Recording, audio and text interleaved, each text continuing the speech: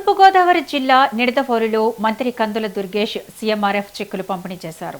Camp కార్యాలయంలో 38.05 లక్షల విలువైన 49 చెక్కులను అందజేశారు. అలాగే ఇద్దరికి 5,65,000 విలువ చేసే ఎల్ఓసి పత్రాలు అందించామన్నారు.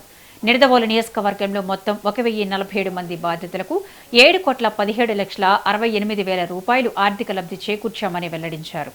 నిరుపేదల ఆరోగ్య భద్రతకు కొండంతండగా నిలుస్తోందన్నారు.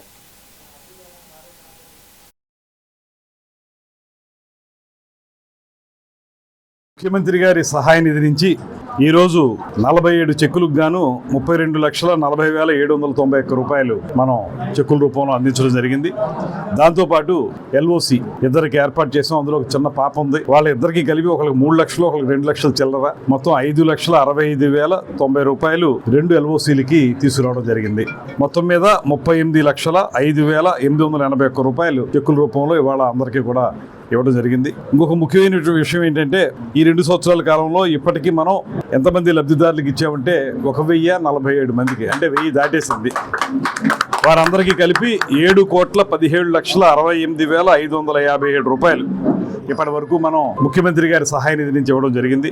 ఇది నిజంగా పేద వర్గాల వారికి ఒక ఆరోగ్య ప్రదాయిని ముఖ్యమంత్రి సహాయ నిధి అనేది. ముఖ్యమంత్రి గారు 15 రోజులకు ఒకసారి బ్యాక్ టు బ్యాక్ చెక్కులు ఇచ్చేటువంటి కార్యక్రమానికి ఆయన ఇస్తున్నటువంటి సహకారానికి ప్రత్యేకమైన ధన్యవాదాలు తెలియజేస్తూ